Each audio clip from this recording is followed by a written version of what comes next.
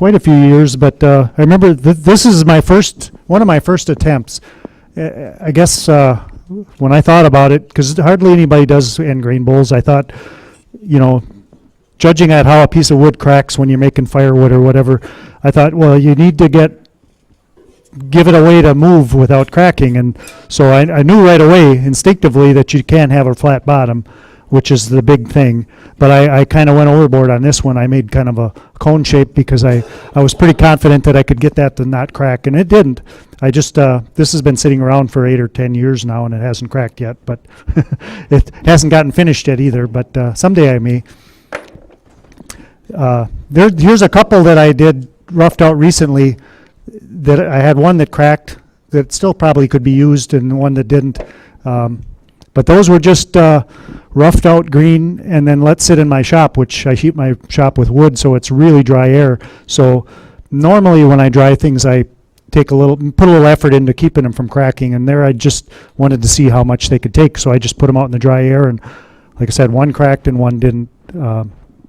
Most of the time I would put my bowls in a cardboard box or something to slow it down and keep the moisture kind of uniform around them. But anyway, here's this is birch. Birch is one of my favorite woods for end grain bowls. It's pretty foolproof. I almost never have a crack on a birch. It just doesn't want to crack. It doesn't crack, so that's a good thing.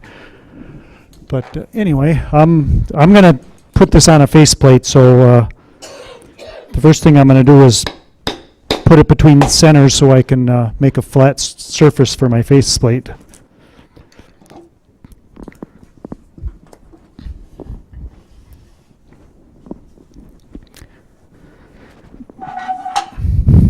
And if you're gonna have a natural edge,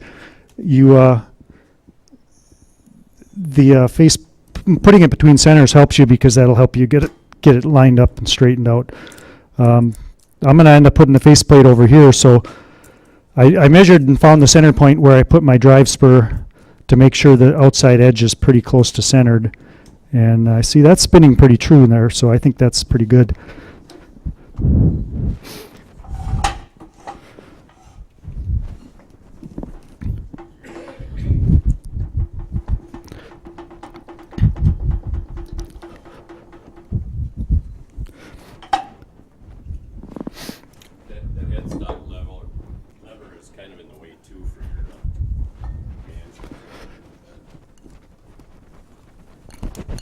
Well, that's locked pretty tight. Well, I think it'll be all right.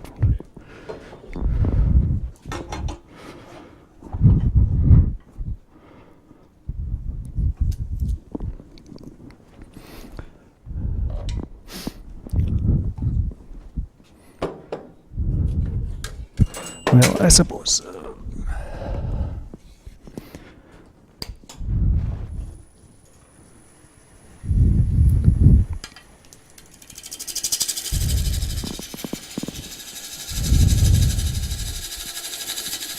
Another nice thing about end grain is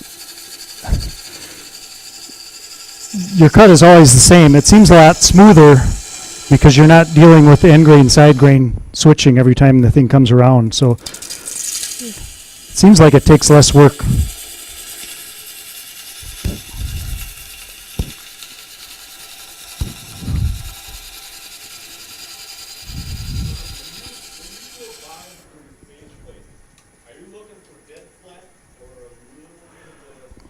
Probably a little concave would be better, or at least flat anyway. But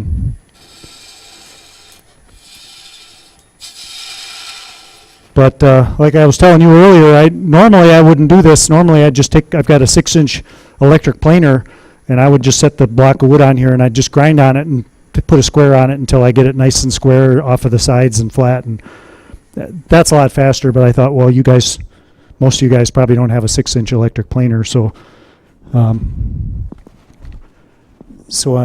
thought I'd do it this way. Let's see. Yeah. There's going to be a run on 6-inch I bought that thing used. I paid $100 for it, and but I think they're like $600. So that's a lot to pay for if you don't have other uses for it. It's probably not worth it. Can you give me a note for my wife? I'll give you a get out of jail free. Yeah, right.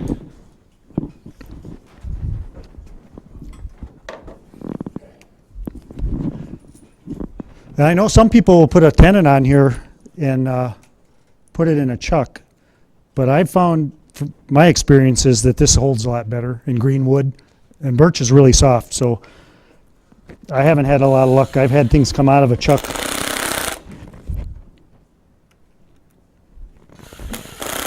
So I always use a faceplate. I mean, and wood is pretty cheap for me, so I don't care too much about losing a little bit.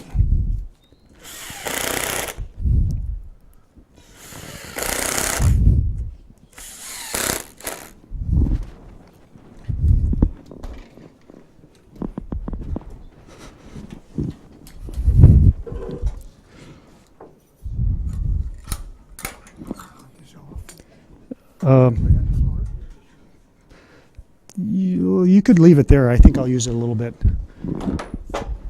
Sometimes Put the cover back on? I'll probably use it for a little while. I'll probably use the center to support this a little bit at first when I'm working it hard. Thanks.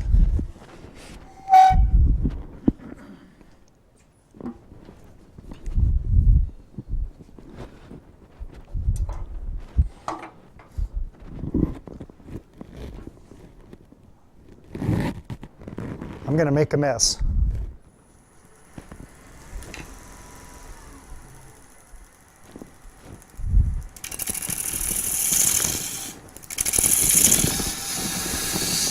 Now one of the big things different about end grain versus side grain is, well, it's kind of like spindle turning. All the fibers are going this way, so this way is the direction you want to cut that gives you a supported cut. On the bottom and on the inside, you actually want to be cutting from the inside out. You have to do it the wrong way sometimes, especially on the inside, just because it's hard to cut from the center out. So then you just have to make slow cuts and have a very sharp tool. But that's one of the advantages of an end grain bowl is when you can cut in the right direction, it's really easy to cut.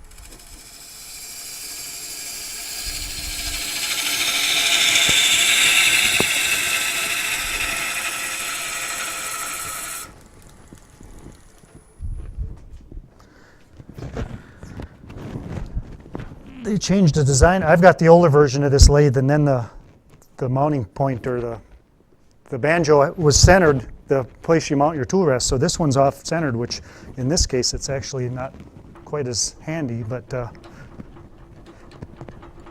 so I'm going to move this back a little bit. I probably could do this without the center, but whenever it can be put there without causing me trouble, I usually try to use it because it's just a little bit more secure that way.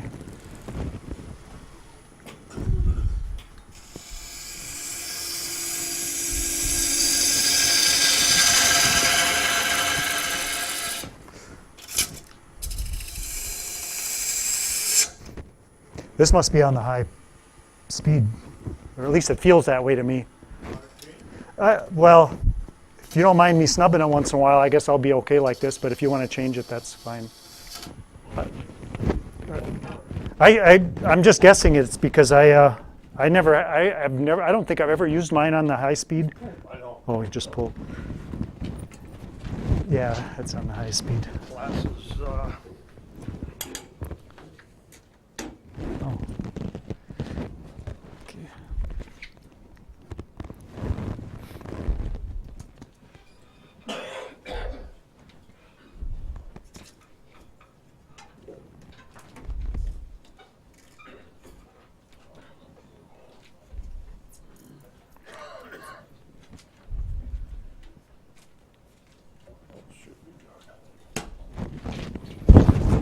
Okay. Is this okay down there? Yep. All right.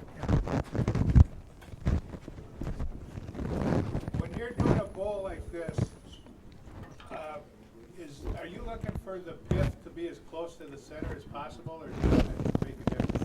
I don't worry too much about it. I guess when you put the faceplate on, if you wanted to be real concerned about that, you could center the bottom. When you put the faceplate on, you could center that, and then you know, if your rim's gonna be up here, that's actually what I'm more concerned about, is because if this is farther from the center, it's gonna end up being higher, you know, so you'll end up having an out of balance rim, you know, that might be, you know, sloped to one side if you don't get the top right, you know.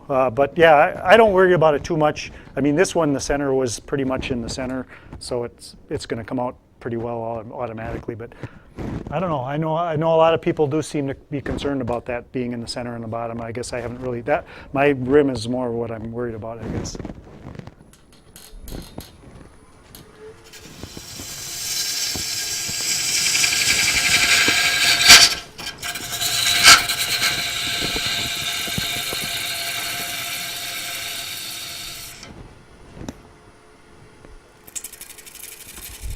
So I'm cutting against the grain now, so that's it's not quite as easy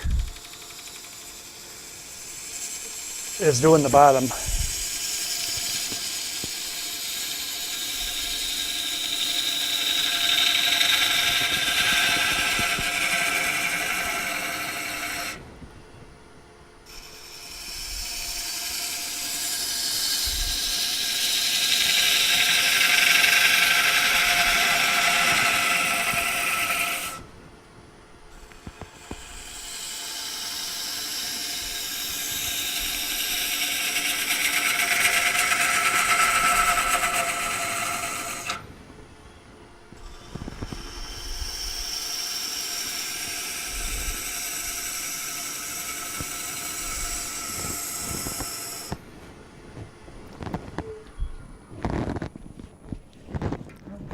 Have you ever tried coring one of these?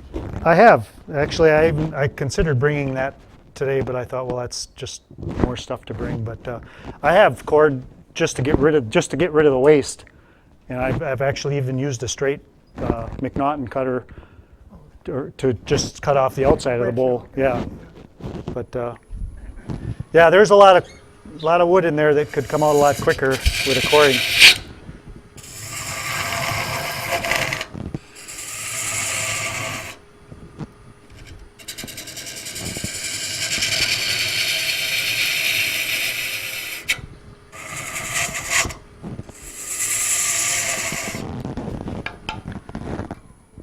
Try another tool rest to see if I can get better support in there.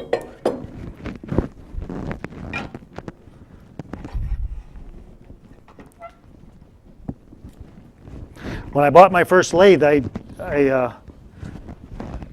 just asked them to look at his accessory catalog and to see what I needed to buy with it, and I told them I didn't want a bowl rest. They sent me a left-handed one, which it's handy for certain things, but if I had the choice, I would have got the other one. But there's times when this one comes in handy.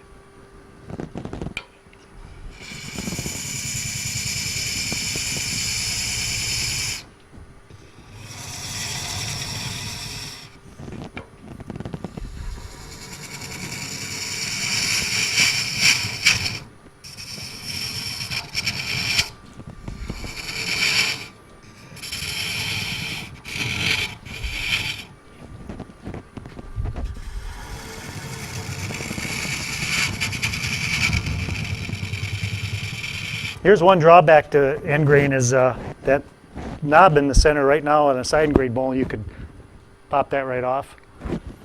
you'd take the center of the bowl out right now if I did it on this one, because that's pretty strong. So you got to cut it all the way.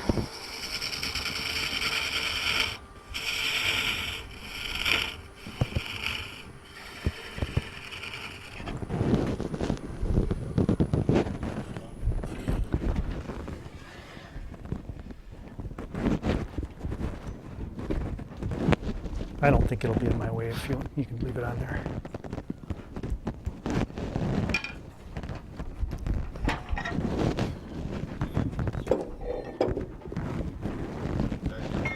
Safety feature or whatever. Yeah, well, that's one of the uses for it. It keeps my elbows from getting poked. But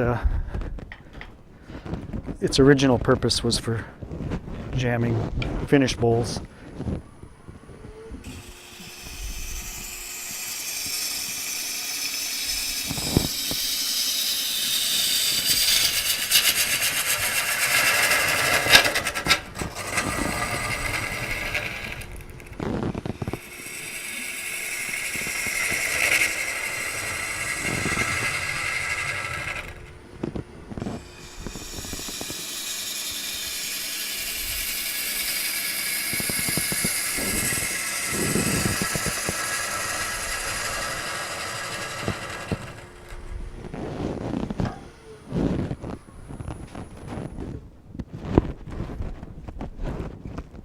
Is that my breathing, or is that the cord, or I hear some?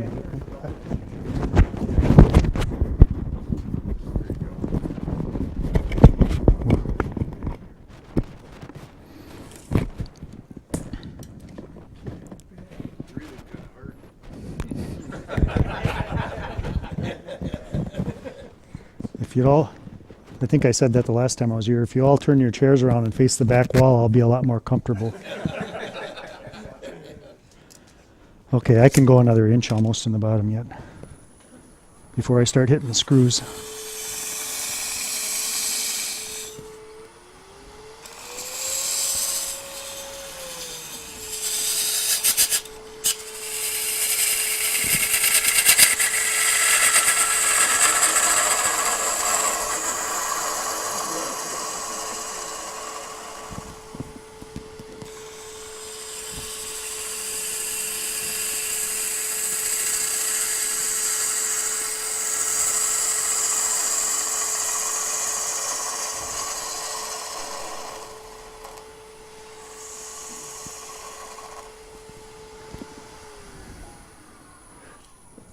If you looked at some of my turnings here, one of the things I do most of the time on an end grain bowl is I'll turn these legs, and to do that I need to have a radius shape. It's all got to be the same angle, at least in the center 2/3 of the bowl. If you're not turning legs on the bottom, that's not important, or you can just make whatever shape you want, as long as you have a round bottom. That's the main thing. If you've got a place for that bowl to relieve the pressure, and it's going to shrink in this way all the way around, instead of like a side grain bowl, you're going to go one way and probably out the other way. All right, so I think 3 1/4. That's probably close enough for now. And there, if I were gonna do a footed bowl, then I'd have to have a way to check that, and so this is how I check to make sure I can see where it's hitting. So I can see it's there's a little bit to be taken out right in here. I'll fix that a little bit just to get it more uniform.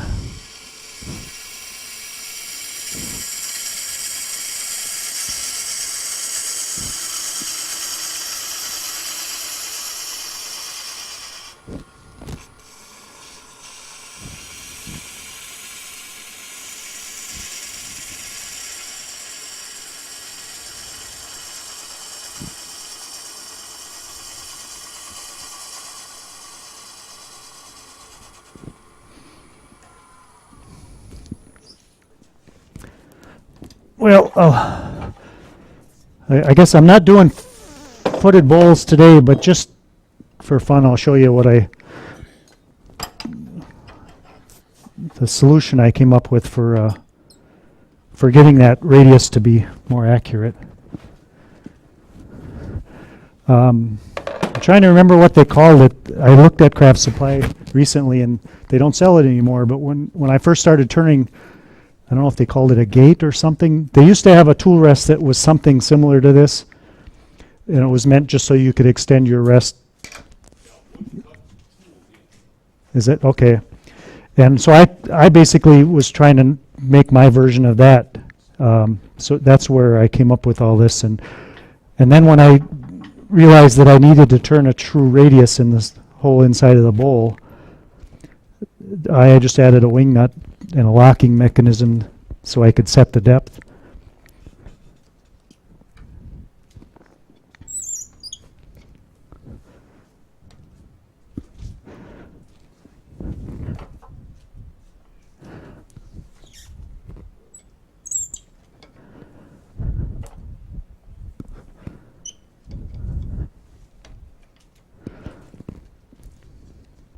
What kind of a tool do you have in there now?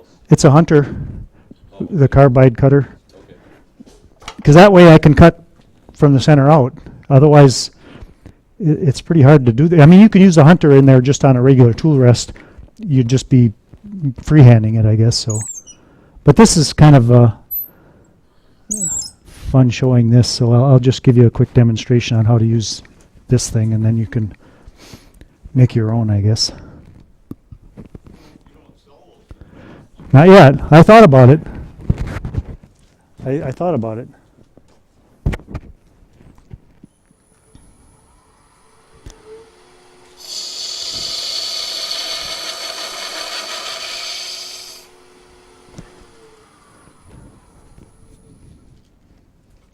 Now I have to stop it to get it back in there, because if I run it back in there and it catches on the way back, it tears up the wood quite a bit. So.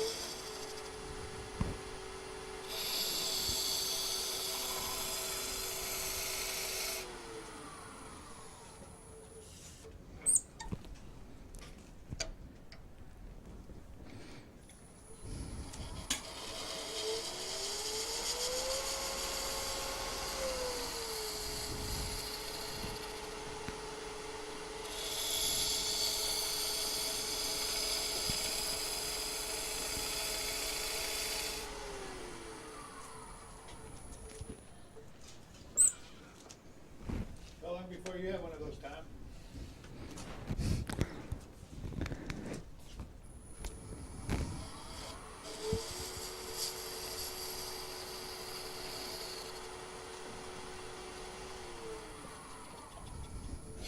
Whoops.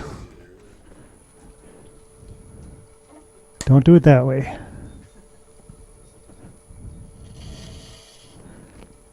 I gotta check. I might have slid down below. Yeah, I did. Why is it that you put it as a continuous radius? Well, for turning feet on a bowl, what I do is I use a vacuum chuck, and then that way I'm actually turning, multi-axis turning. I don't know who asked that question, but for turning a footed bowl, I have to have this be a true radius so that I can stick it on a vacuum chuck at any position. So then I'm turning the feet that way. It's kind of a nice shape. I mean, around most of those bowls most of them have a round shape in the bottom of the bowl at least, and it always looks pretty good. So it's not a bad shape even if you're not doing that.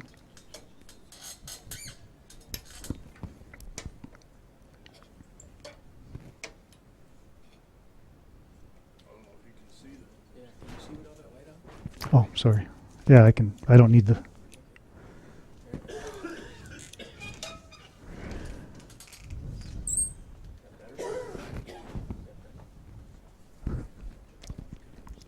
could see.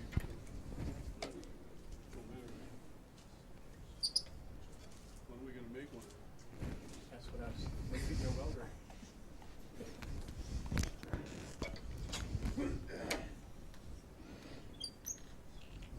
Where's Al? Where's Al? Where's Al? Get the Al machine out.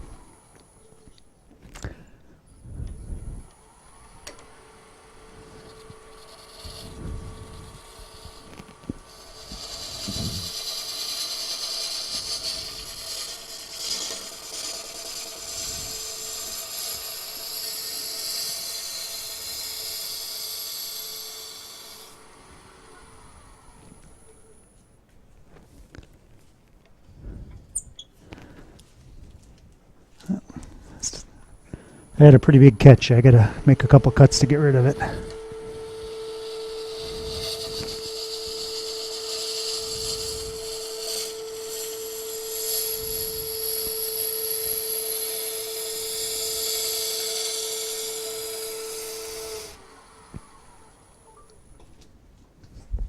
Russ Woodturners, thank you for displaying that catch for us. I know you purposely did that. Just for us. Thanks. Well, you know, the first time I bought this hunter tool, I had never seen it, and I was at Woodcraft, and I saw it hanging on the wall, and I thought, well, that's interesting, and I bought it, took it home, and had a massive catch, and I put it on the shelf, and it was a year or two before I had the nerve to try it again.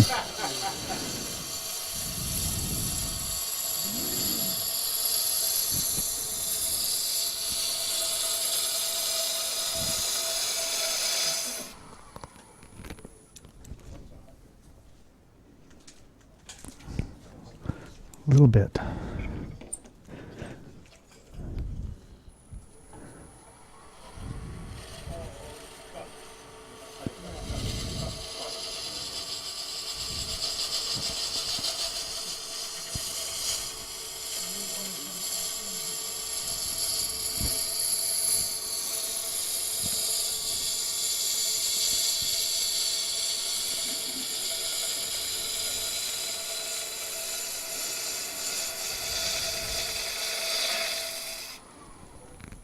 You angle down a little bit with your cutter, or are you pretty much flat? I've got the cutter itself is probably at a 45-degree angle. I think that. Can't tell from. Oh yeah, yeah. Well, see that first cut that I made when I first bought this tool, I don't remember seeing any instructions or anything, and I just stuck it in there like it was a scraper, and that's when I learned that you can't do that. And it took a long time to figure out what. Because I did that the first time too. Bang! Okay. Well, anyway, that works really well, and it makes a really good. There's a little ridge in the middle because I think there's some play. I think my machining isn't perfect, so there's a little bit of slack in here, so it'll grab occasionally, and there's a little ridge in there, and some of that still might be my catch. I think some of that is probably still the catch. I didn't quite clean it up. Rick Gouger. Yeah. But now one of the big differences now on this is it's going to shrink in all the way around at this pretty much the same rate. So you don't have to have nearly the wall thickness. I've turned bowls this size where I roughed them about a ½ inch thick, and I've finished them at 3/8 or 1/4 inch or something like that. But they're going to come in now. So in my case, where I do a lot of footed bowls, if I want to have that radius, I kind of need to. It's going to turn into a cone eventually if I start out with that radius. So I kind of set it up so that I spread it out a little bit when I rough it out.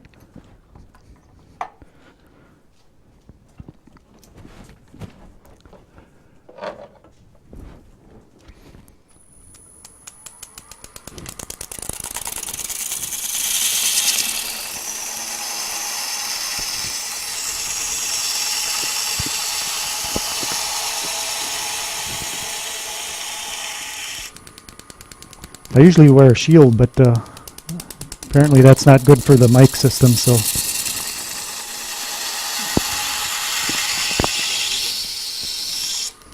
should be able to wear the shield over there. Yeah. Might be a little echoey, but Okay, you want your shield on? Oh, all right. Okay. I'll give it a shot.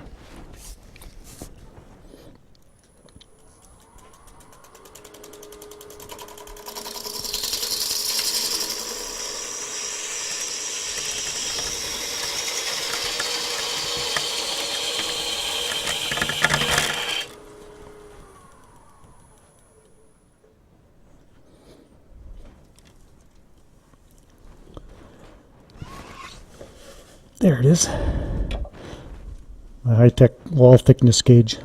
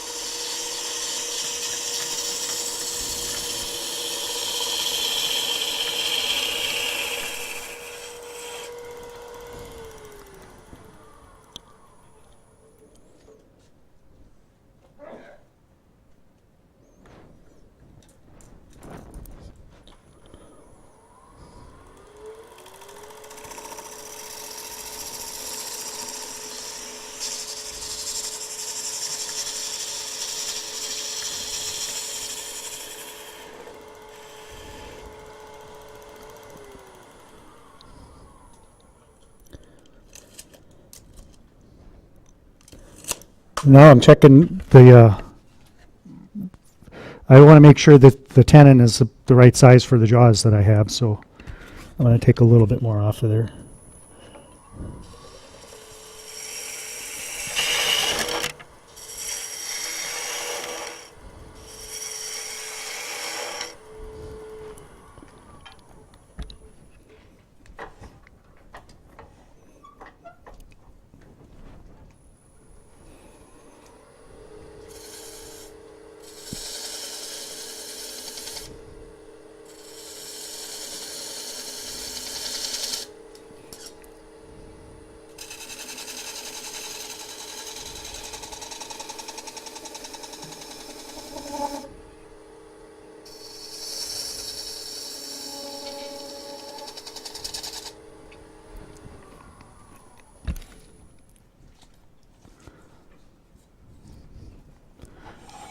I think that's pretty good.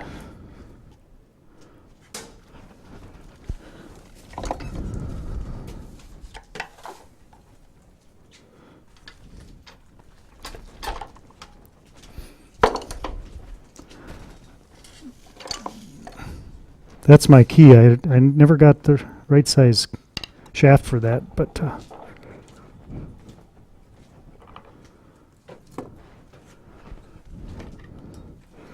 I should just cut the end of the screwdriver off to make it work better, because I'm probably wrecking my aluminum faceplate.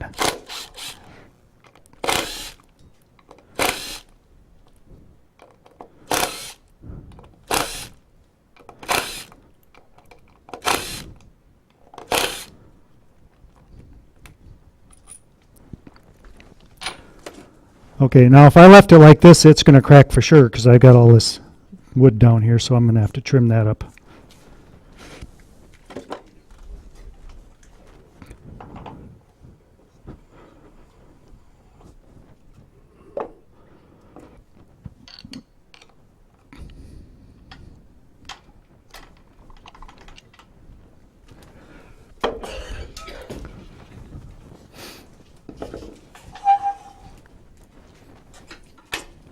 Oops, backed up a little too much.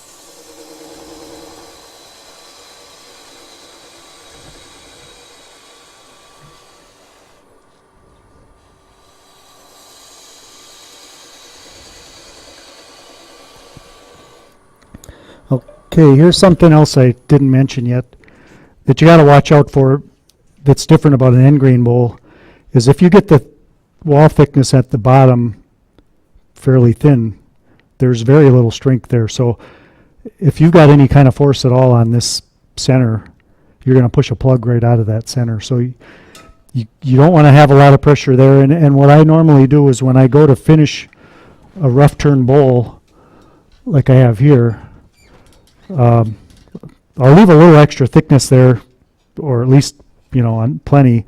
But the first thing I do before I put this on the lathe and put a new tenon on it is I'll take some super glue and I'll basically stabilize.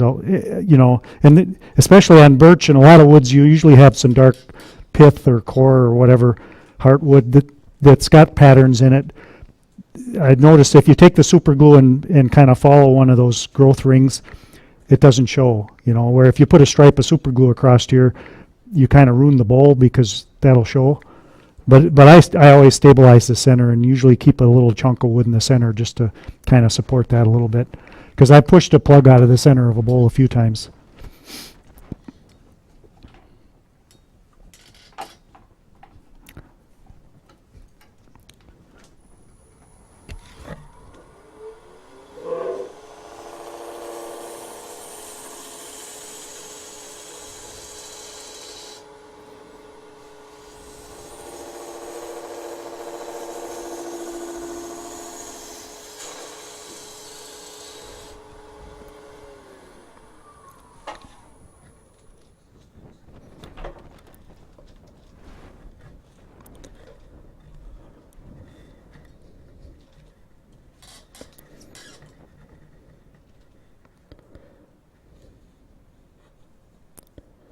Well, they're pretty consistent right now. I've got the same thickness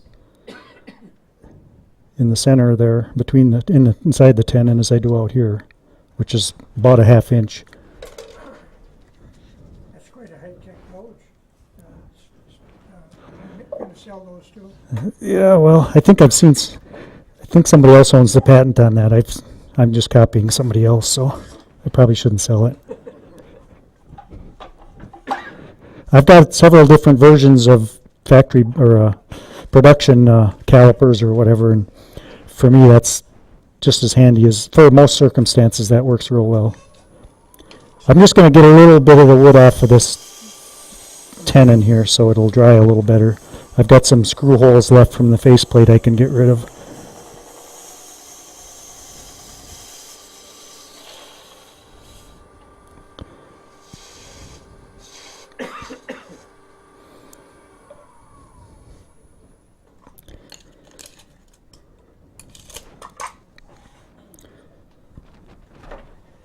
All right, that's normally how I'd rough out a bowl. So that's if you noticed on this one,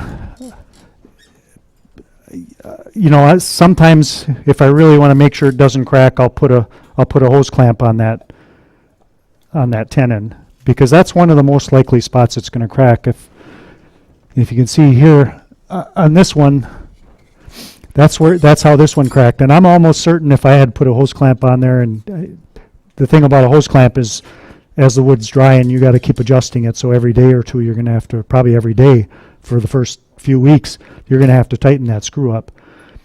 But it does do, you know, if I put a clamp on here, I'm almost certain this isn't going to crack. And I normally, like I said, I'd put this in a cardboard box, and usually I rough out 8 or 10 of them at a time, and I'll just arrange them in there loosely so the air can move around in there. And I might put a cover on the box at first to keep it slow at first, and then later on I'll open it up, and then after a couple of weeks, 2 or 3 weeks, or you can pass this around if you want to look at it. After 2 or 3 weeks of drying, then I feel comfortable just taking it out and putting it in the room. And now this is roughed out for a month or something like that, and I noticed a week or so back that I couldn't tighten the screw anymore. So it's kind of like some people use a scale to wait for the bowl to stop losing weight, and well, if you can't tighten it anymore, you know it's dry. But you don't put any emotion on or anything? I don't know. I never. Pretty fast then, because you get end grain everywhere. Right, yeah, it does. It dries quicker, and like these here, like I said, these two bowls, I just put them out in the really dry room air, and this is a little thinner. This is probably 3/8 or whatever, and probably within 2 or 3 weeks it was dry enough. How long do you let them dry though if you're gonna put feet on it? Well, I'd make sure it's dry. So like I said here, I could tell now that I've got to the point where the hose clamp doesn't have to be retightened every day, readjusted, it's dry enough that I would be comfortable with it. And now if I'm going to do feet, the next step I would take a bowl that's roughed out like this, and I'd put a tenon on, and I'll finish this inside, and I'll do that now. But then I finish the inside of the bowl first, because this wood by itself wouldn't hold a vacuum. It leaks too much air, so I'd have to finish the inside to get a seal. I'll take the clamp off before I start. Does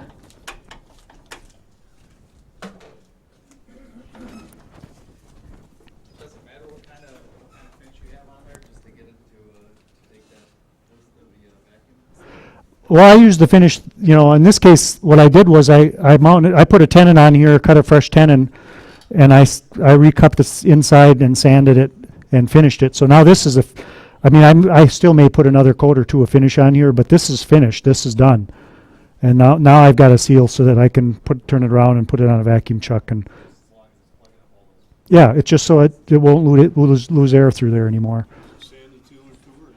Well, you could. Yeah, that would probably work just fine. If you use a sanding sealer for your first coats in your normal finishing, yeah, just use sanding sealer. That'll seal it up. Let's see. Screwdriver.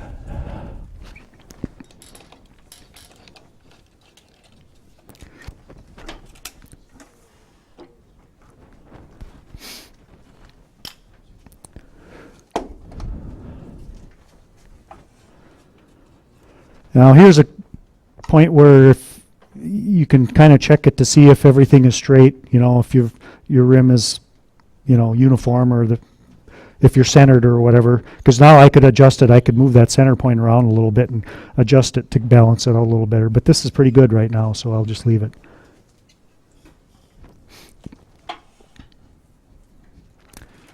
I just... Already have CA in this one. I don't. You know, you don't have to do that. I didn't bring any along, but you know, I think I've got enough wood here, and this is a pretty secure looking. You know, some woods are a lot worse. Sometimes the pith is really a piece of junk, and you know, and that maple one there, here I have that one. You know, a lot of trees there'll be cracks all the way around the pith, and the first few growth rings will be loose. You know, so then I would have to do it. I think this one will probably be okay, and. Like I said, I didn't bring any CA glue along, so I won't use it. Well, I'll try it, see what happens. One thing I did forget though is I've got a scraper that I ground into the shape of my tenon. But I think maybe I can do it with this. I'll try doing some with a gouge, but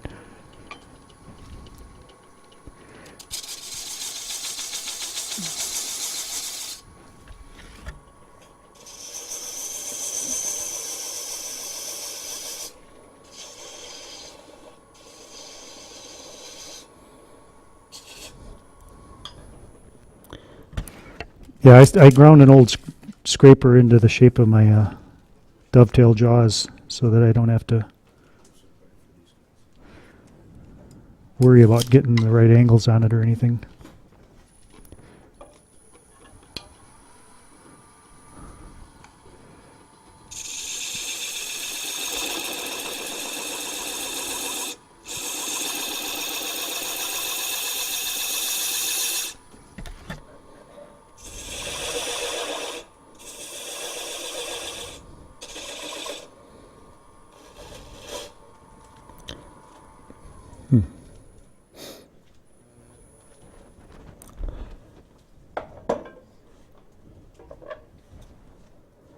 Maybe I can get it with this.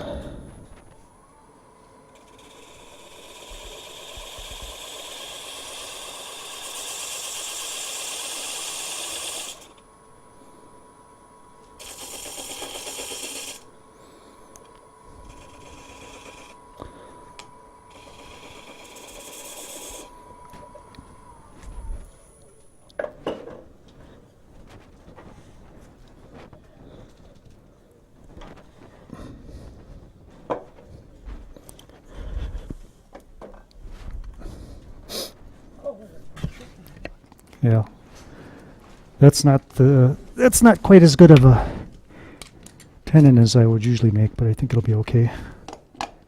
Oh, clearly I have the wrong jaws here.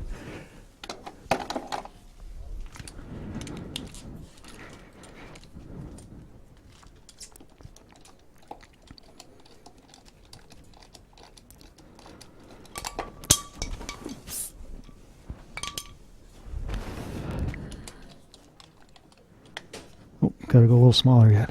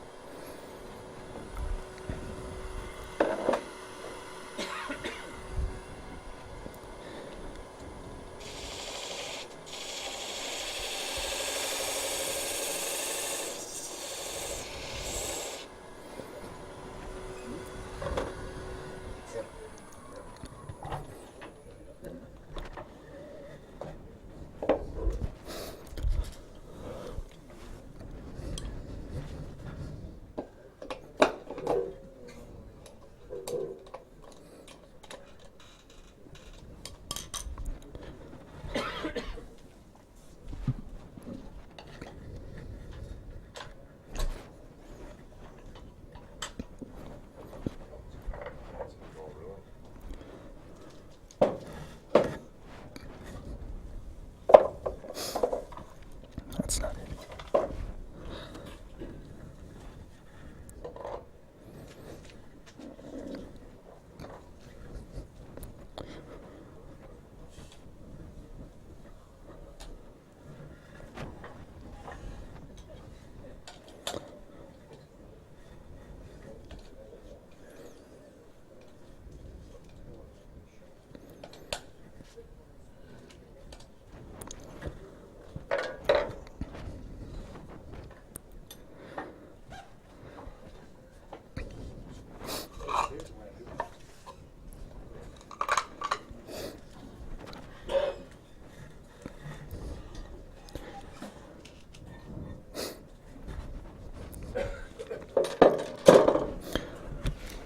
I'm going to go back to the cheater.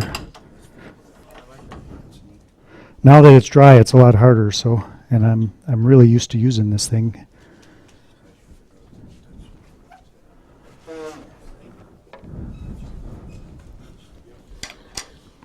Is it kind of fussy trying to get the same radius? Or not too bad? Well, like I said, now it's deformed some, and I probably tried to compensate a little bit. I spread it out a little bit when I really originally turned it, so it's not going to be a radius anymore, not quite anyway. So I'll have to if I'm going for a radius, I'll have to play with it a little bit to get it back. But I've got a 3/8 or a 1/2 inch wall thickness here, so I don't think I'll have a problem.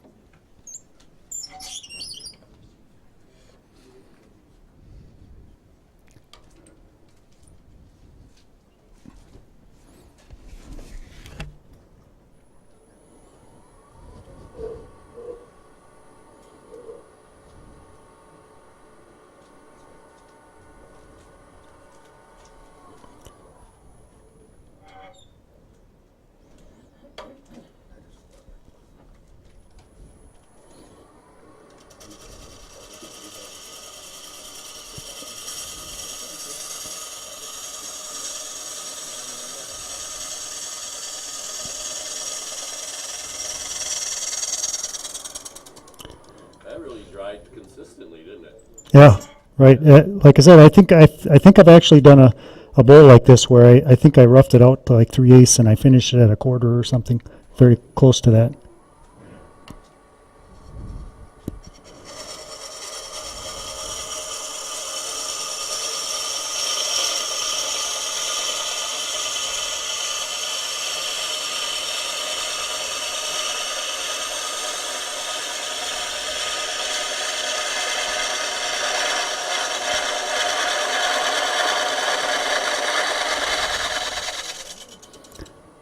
That's about the limit to the depth versus width. Right here, I'm almost touching here. So if I want to do a deeper bowl, that's what this is for. That way I can go quite a bit deeper.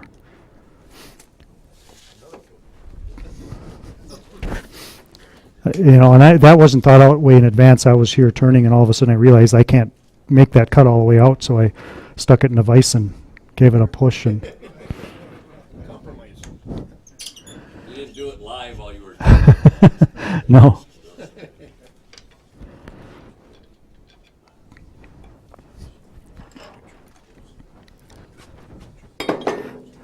Now, like I said, if you don't have this set up, this could all be done on a tool rest in there with a 100 tool freehand. It's just going to take you a lot more time.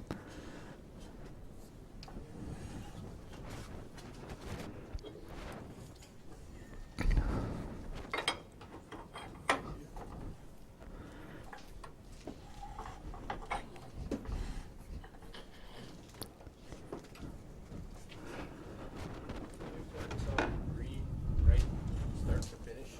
I've done it on side grain bowls, or I don't think I've ever done it on an end grain bowl.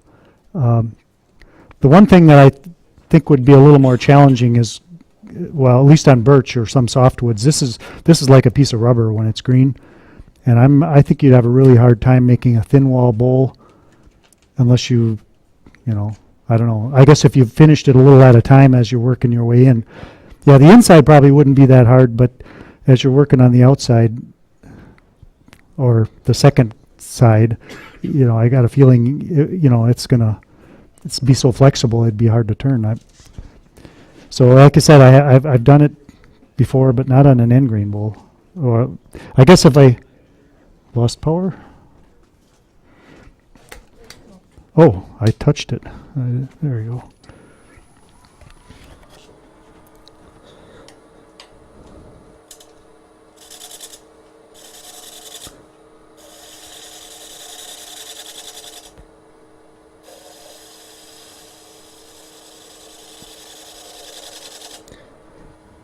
Normally on the birch, because it's got such a flat bark, I usually do like an OG at rim, because if you did a straight cut all the way out, you'd end up with, to me, I don't know, it'd be a kind of a funny looking surface. So I try to come through the bark closer to a 90-degree angle.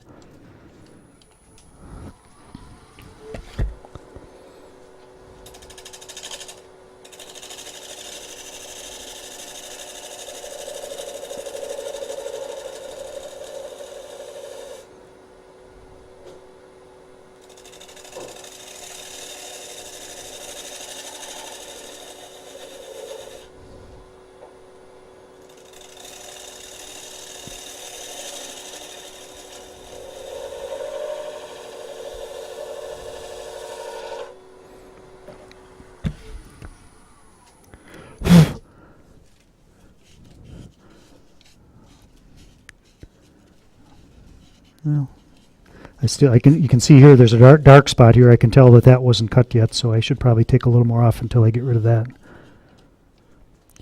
Now, like I said, here I'm cutting against the grain, so your tool should be really sharp and you should be taking fine cuts.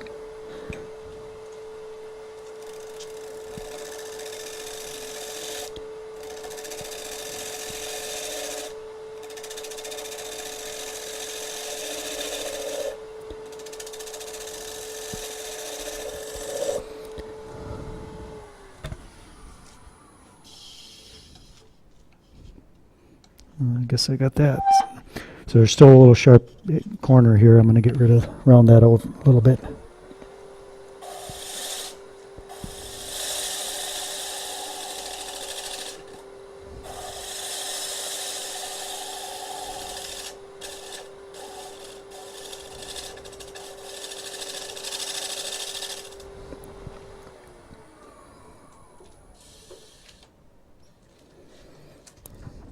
That's pretty good. Well, like I said, normally at this point, for the type of bowls I usually do, I would sand this, finish it without even touching the outside. But I'll take a cut on the outside and clean it up a little bit. And then I'll start the next step.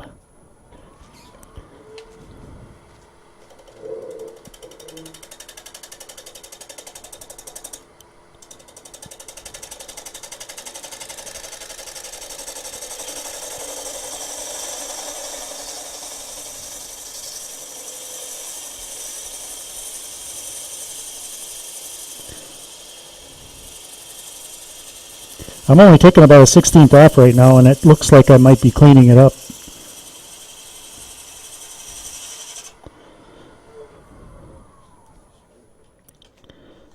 Yeah, it pretty much took it all.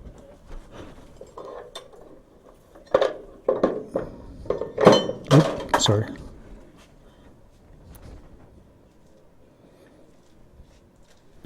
I guess you...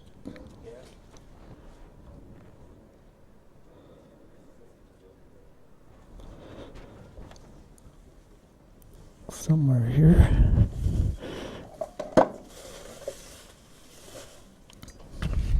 I've got the smaller version of this here somewhere, but I'm not spotting it.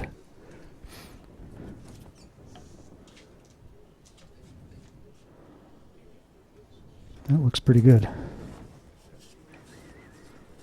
I'm not quite clean at the rim.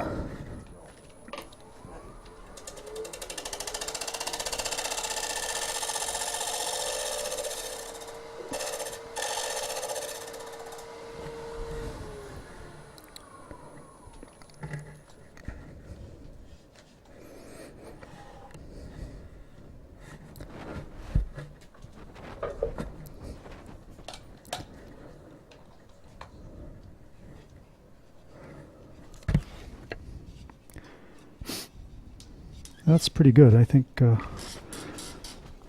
check the center.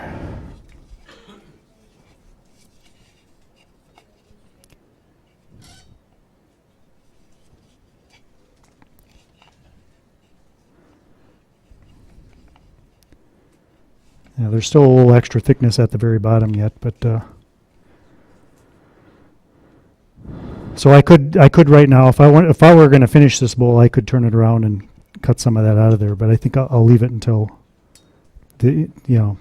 normally, like I said, normally I would finish the inside and then I would I could possibly finish, what I can get at outside the chuck from the outside.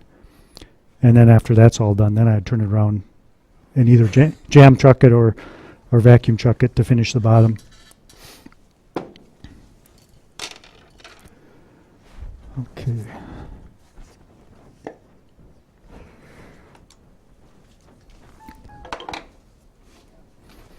Let's see, where's my wrench? No, I've got oh, here it is.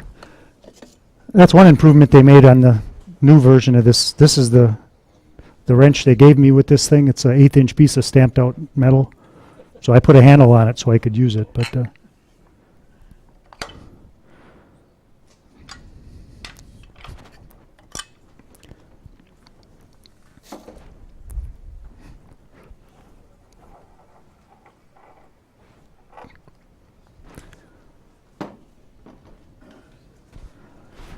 all right.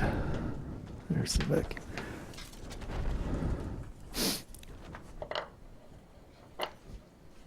This is my vacuum chuck. I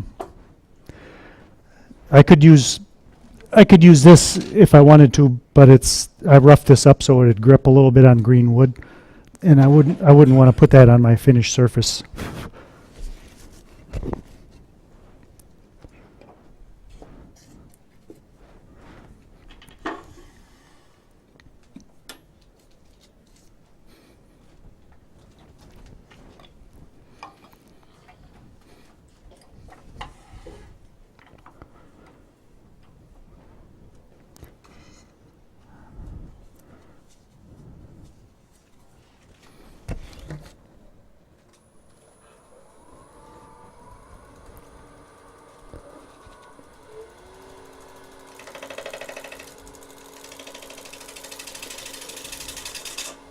Oops.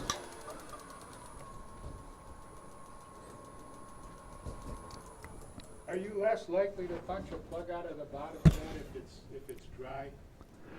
Probably. Yeah, I mean it's definitely a lot tougher now. But yeah, well, if you've got CA glue here, maybe I will. Actually, I think I may have put some on there because I probably would have done that to do the inside.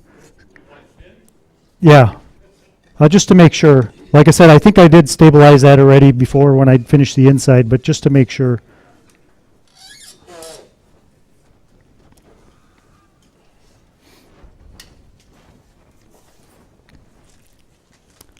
It looks a little shiny in there, like I did put some on there. It's hard here.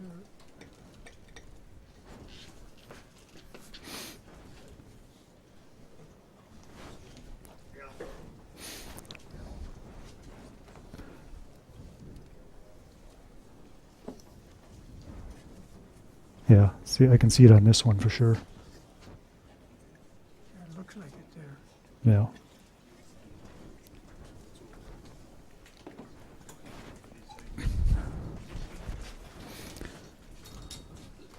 You need an accelerator? Well, this isn't opened yet.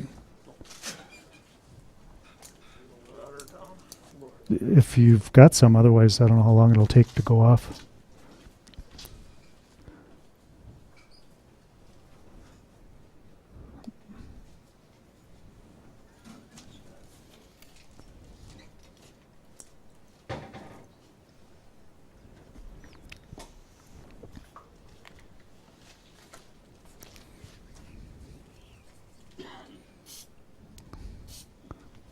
All right, thanks.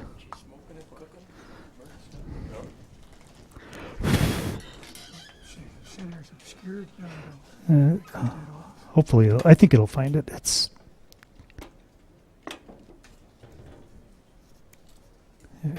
think it's in there.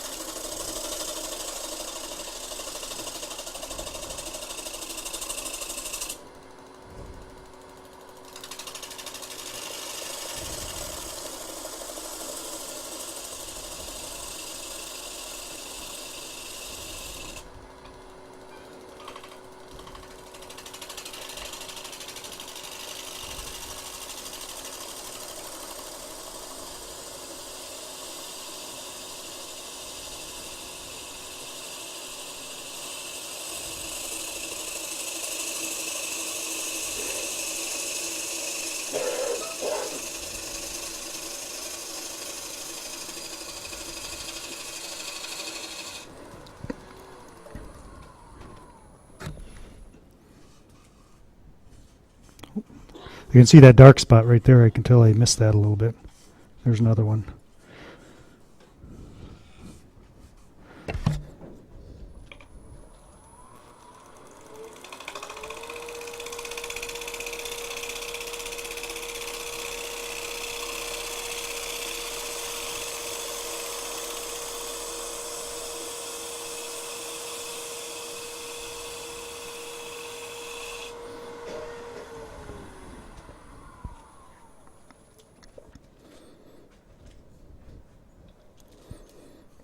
Just a little spot there yet.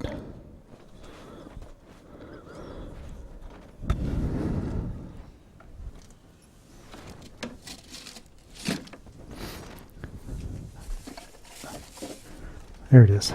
Found the mini caliper.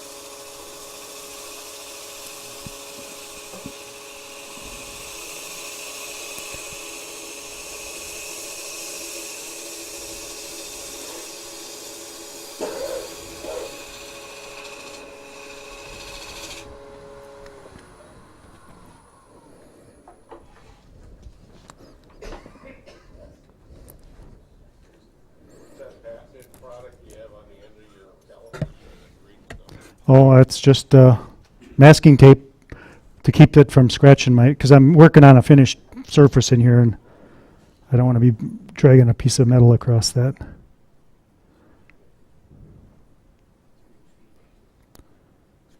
It's a little thick right at about an inch before it hits the 10, and I suppose I should check that center.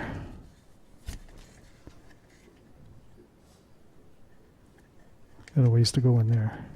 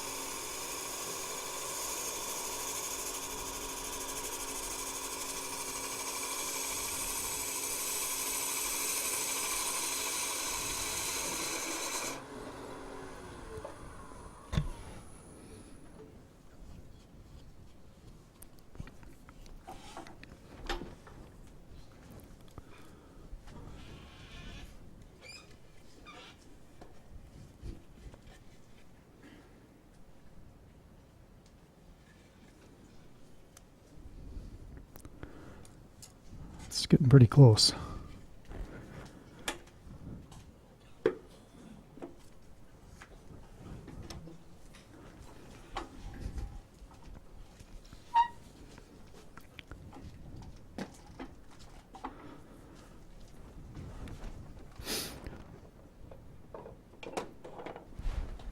Oh, there it is. Actually, when I'm on this foot, when I'm cutting downhill there, I'm cutting against the grain, so I'm gonna see if I can do a better job with the hunter tool here.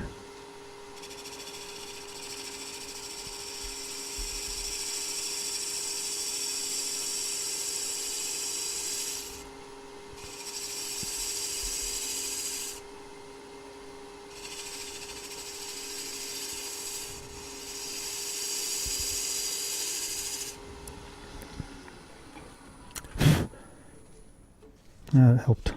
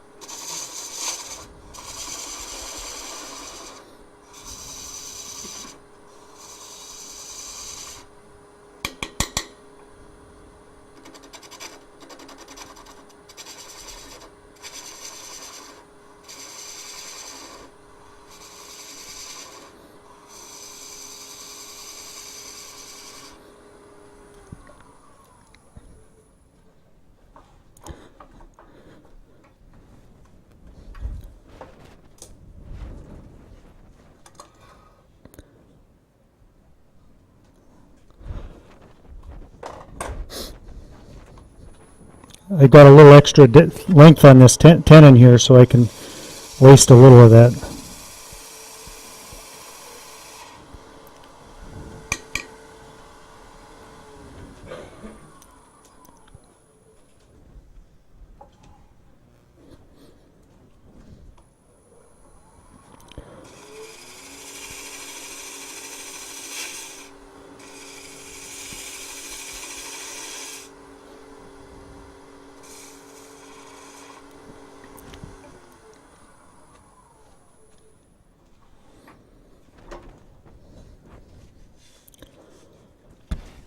All right. Yeah, so I guess if I had a chisel, I could cut that bottom off, or turn a vacuum chuck on and I could turn that tip off, but it's going to rock right now, but you can pass that around if you want. Where's Kelly? Who's in charge here? What I can do more if you want me to. I'd have to get the vacuum pump out of the car if you wanted me to try it a little bit on the feet, or Okay, well, totally up to you. or I could throw another piece of green wood on there if you want to. Well, if you want to do how long is it going to take you to do feet? Vacuum? Well, actually, I could probably do most of it without the vacuum chuck. I could probably just do it. I could just get it started, and We could talk a little bit, we got something that I forgot to mention earlier, if you got a little prep, or are you gonna go right in? oh, well, go ahead. Jerry Jensen, The vacuum chuck if I had it, the pump here, but what I needed to do now to start the legs is I need to find a center point in the width of this tenon or whatever, that's where I'm going to get my feet from. So I have to try to imagine this spherical shape and try to figure out where the halfway point is from where the bottom of that tenons meets the bowl. And I want to put a little bit of a groove in there. That'll help me make my center points a little more secure.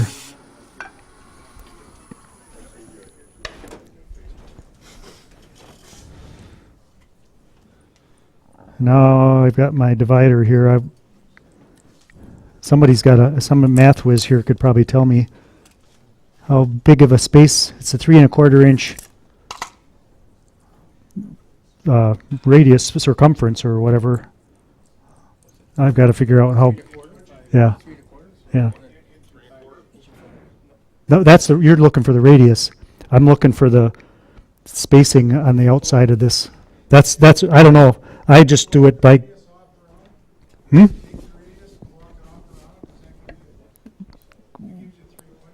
Yeah, I guess. Well, if you took pi times the radius, that would give you the circumference. Isn't that how that works?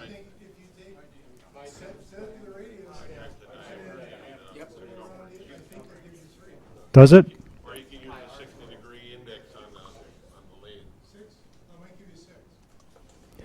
Yeah, see, that's, see, I'm a,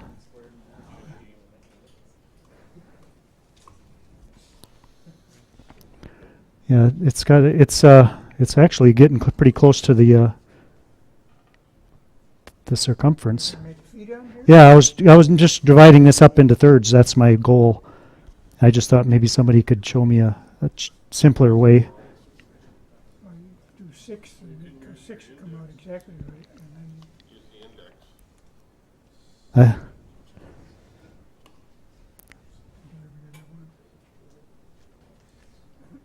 I just heard somebody talking about figuring out the triangle on a circle. Wasn't that in one of the AAW magazines? Maybe I'll take this. You know, you can put the different shapes inside of a circle. Yeah, this is a little easier to I don't know. It's, see this way. but literally, I heard someone talking about it last, I think at the guild meeting last night. put one in the center and out there, then you'll get 6. And you only want half of that. You sure? Well, I could try it. Put the point in the center and get on that radius, yeah. It's raised a little bit, so I'm not And sure when you what get that'll do. there, all right, now go, put the point out here now, yeah, and strike off each way, and the other way. That's 1/3. Go from those, and that one, should be, and those two now should make the same. Yeah, there you go. Not quite. I gotta subtract a sixth of that, so Wasn't quite on the radius, and a little bit. well, this is raised, so I'm not sure if what that would do to it. Okay, I'm not sure. I'm just yeah, wondering. that would have worked. You're going to be close now.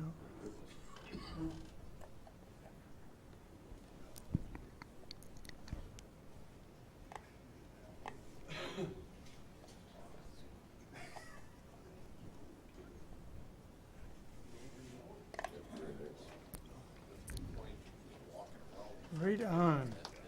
Magnificent. Radius, walk it around, you get 6 points. Okay.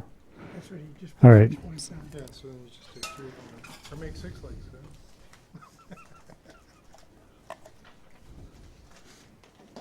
Like this? There you go.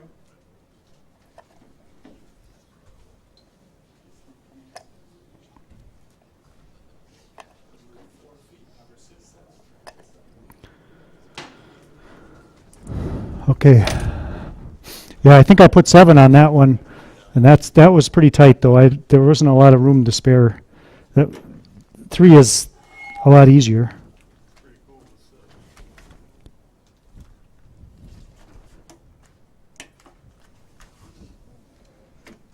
This is awfully cute. I That's so cute, it should be illegal. I usually drill a little hole right there to give me a little more. But the weight is out here, so it should be secure. It's just a little more difficult to getting it lined up.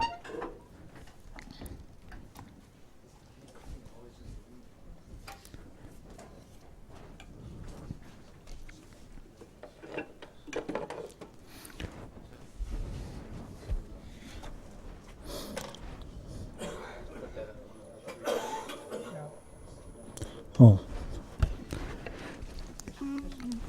And so I'm going to do this one and this one. I make sure I don't do the wrong ones. Yeah. But now the next thing I would do at home, wait, I think I might have put some masking tape in somewhere. There's some on this blackboard right there. Oh yeah, that's mine. I mark my tool rest to make sure I don't, because it's kind of hard to see when it's spinning, to make sure I don't cut out too far and lose my other points.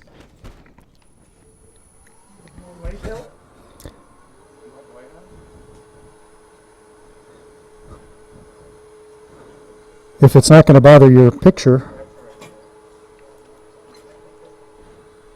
Is that okay? Yeah, oh, yeah. I'm just wondering why my live center isn't spinning.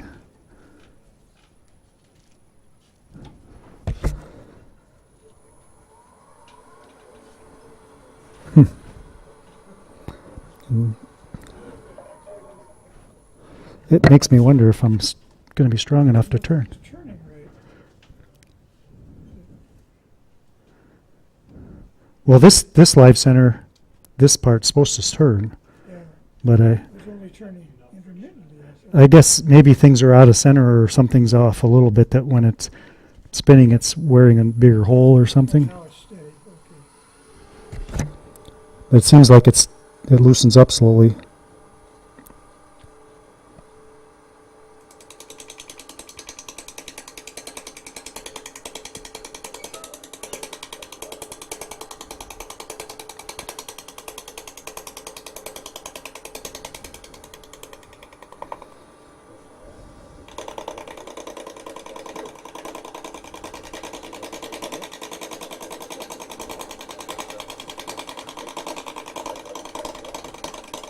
I was using this gouge for quite a while this morning. Maybe I'll try. I think this one's got less time on it. You want that sharp? If you can sharpen it. Yeah.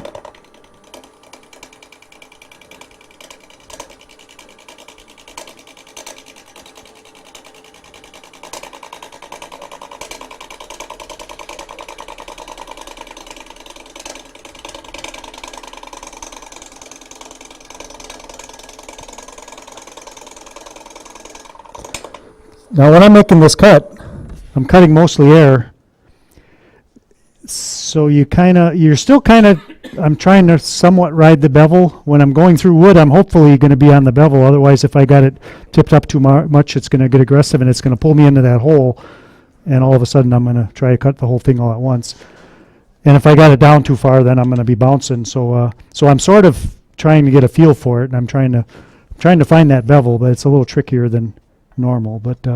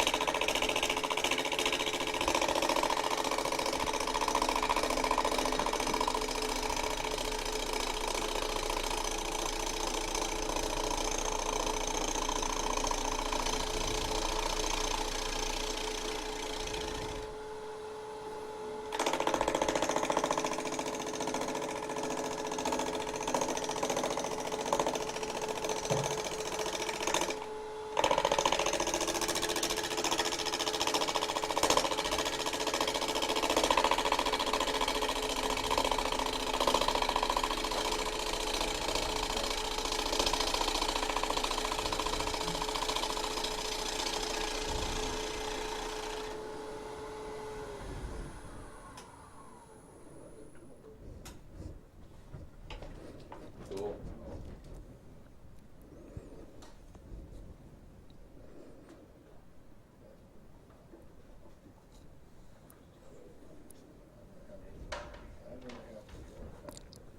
Where is that tape set up?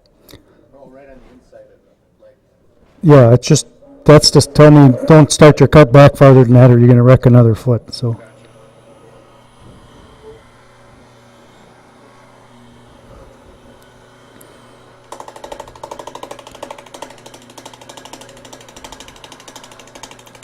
This is the first time I've ever done this without a vacuum chuck, so I'm a little uncertain. It's nice having that extra grip there.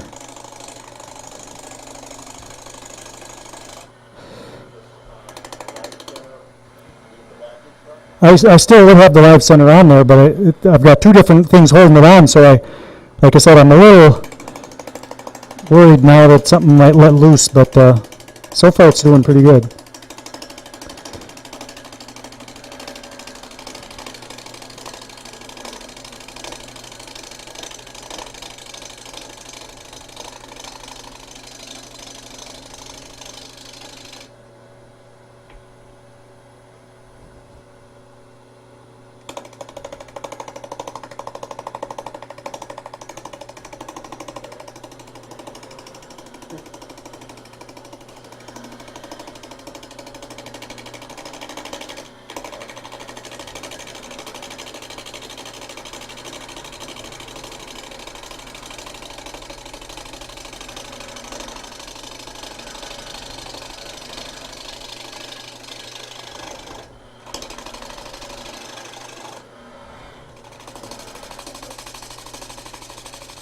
You're actually cutting away part of the bottom of the bowl.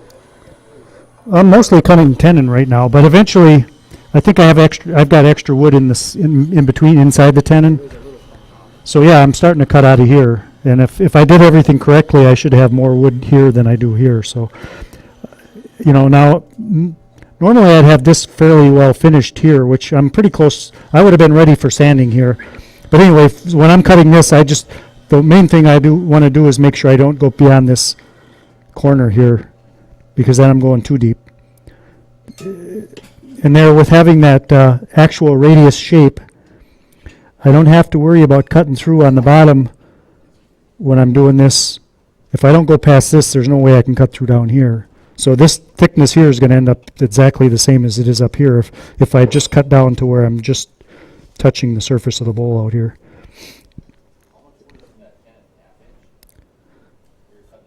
Well, it's probably close to 5/8 inch wide at the bowl, and it kind of comes up to a point at where the live center is poking into it.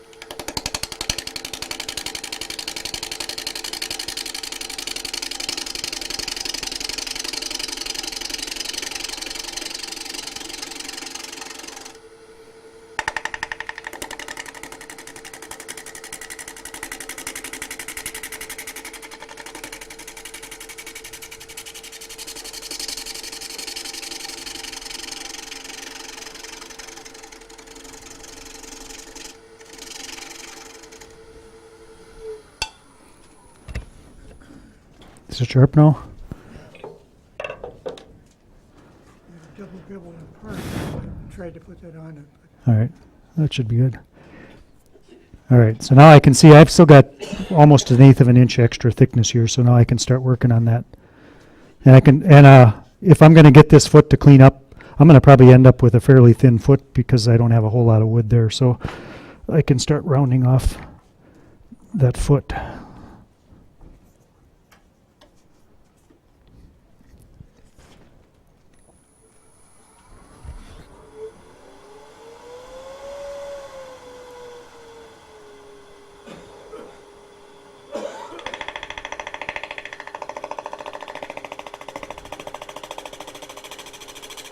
Much better.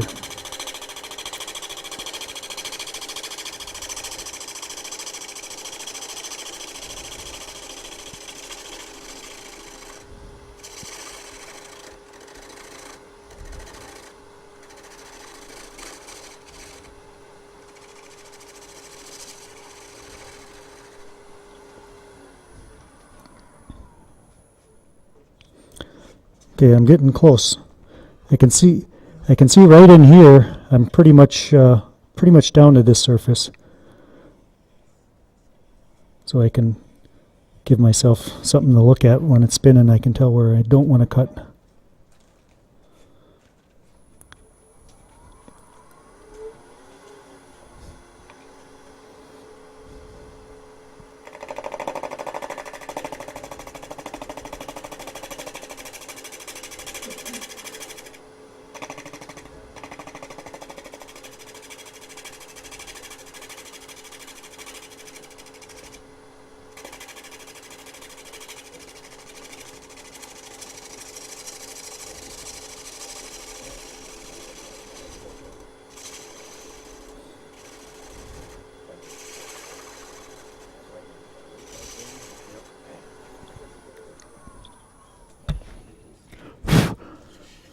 And I can tell by looking at this that I have a thicker wall thickness here than I do out here. So if everything was perfect, this should just start cutting out here too. So I could still go deeper if I wanted to, but But as you do the others, and that'll, will it sand in the submission then? Or? well, I could, yeah, right. This is close enough now that I could sand this, because you're going to have to do a lot of sanding on this. This would be close enough that I could easily sand that and nobody would know the difference. Unless if you put a caliper on it, you could tell that there might be a 1/16 more wood here than out here, but that's, people aren't going to notice that. I can see right here, I can see that I have to take a little more out right there because I haven't cleaned, I should at least clean this foot up all the way around there. And there's a little bit right here that I haven't turned on yet, so I should probably take a little bit.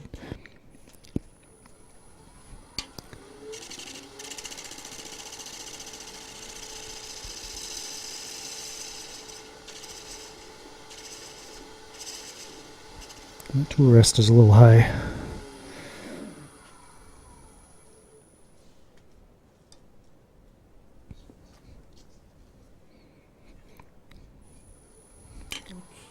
Foot split. Hmm?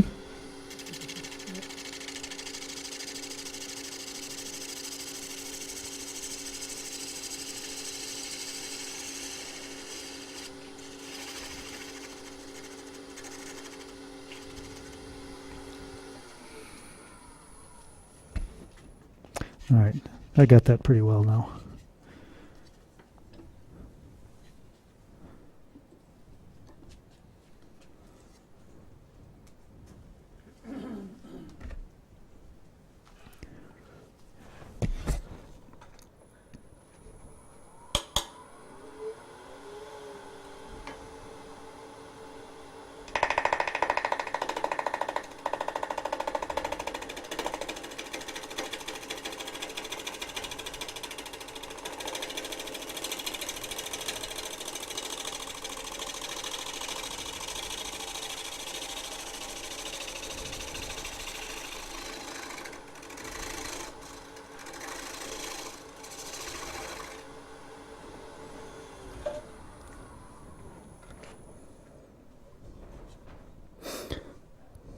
After you're done with all three of those, the bottom will be turned smooth, right? Well, as smooth as I can turn it. I mean, it'll still need sanding, but yeah, if everything goes right, I should end up where when I'm done turning, all I have to do is sand all these 3 points. So sanding kind of works the same way.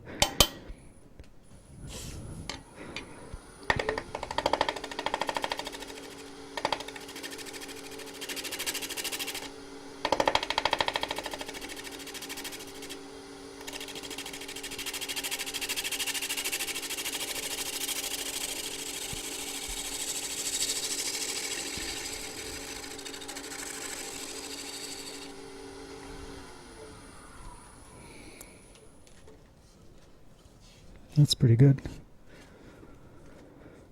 I guess I can, at home I'd have my caliper here and I'd be checking the width of the top or the end of the foot, and down at the base I'd measure that and I'd measure some of those points and I'd keep checking them. But I can see this one's a little thicker yet, so I'll just take a little more off.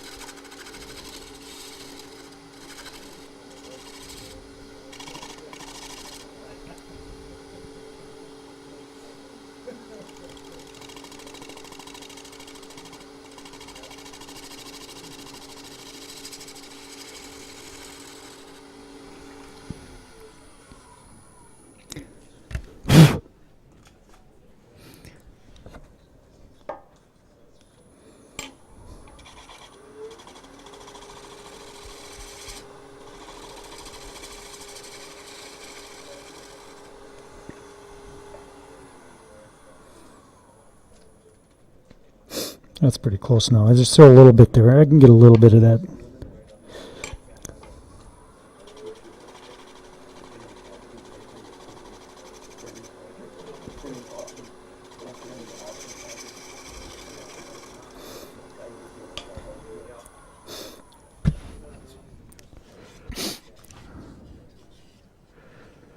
Now I can see this isn't even here. I got to take a little more off of this one.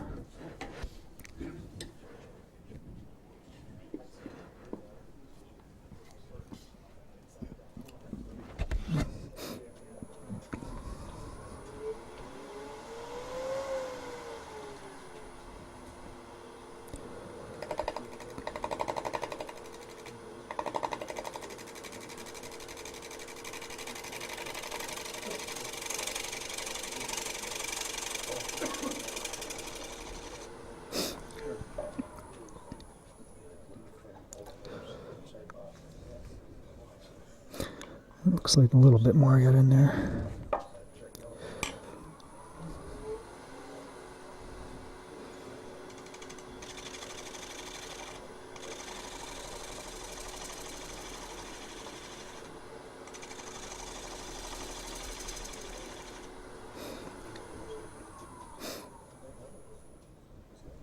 That's pretty good.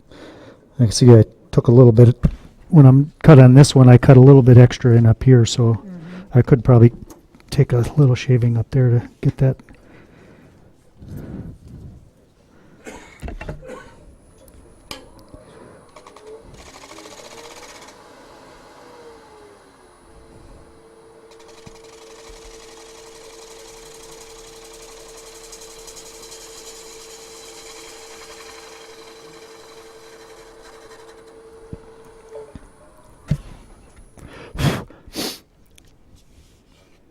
The more you take out of there, the longer the legs get, right?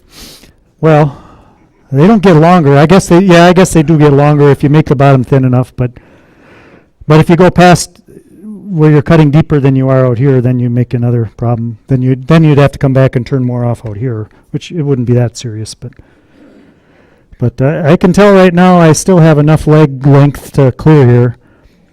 I may be awful close to, by the time I cut this center point away, I'm going to be really close. But I can show you a little bit how I sand.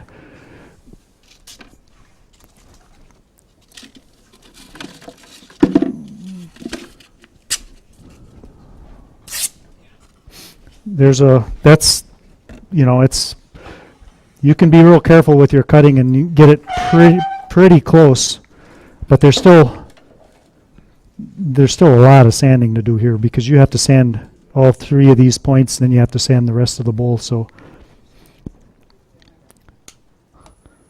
but this is how I sand. I always make sure your thing is turning away from you, so your fingers are basically pointing with the rotation. Otherwise, if you're spinning this way and you go in there like that, you're going to hurt yourself. I was wondering how you're going to. This way, these are a little sharp. I mean, I could have easily sanded these off or rounded them a little bit to get rid of the sharp edge. But I could still, even as sharp as they are, they're not going to tear me open if I'm fairly gentle when I touch them. But so I'll go right out until my finger hits those feet.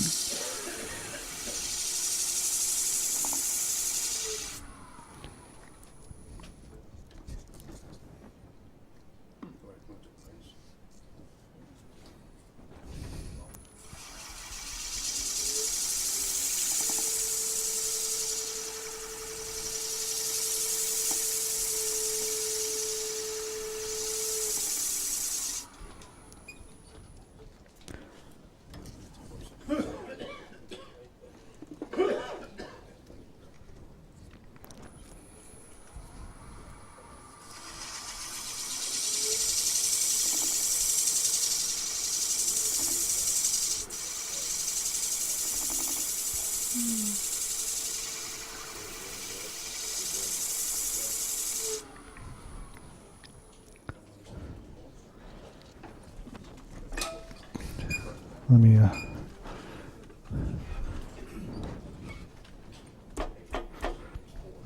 Now, if I had my vacuum pump, I would just turn the vacuum pump on and get it centered, but if you don't have a vacuum pump and you don't feel like getting set up with one, this would work just fine.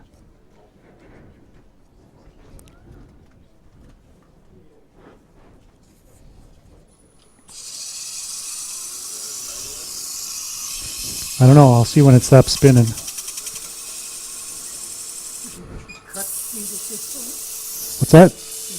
Does this hold it well enough so you could actually cut the feet off straight? Yeah, you could.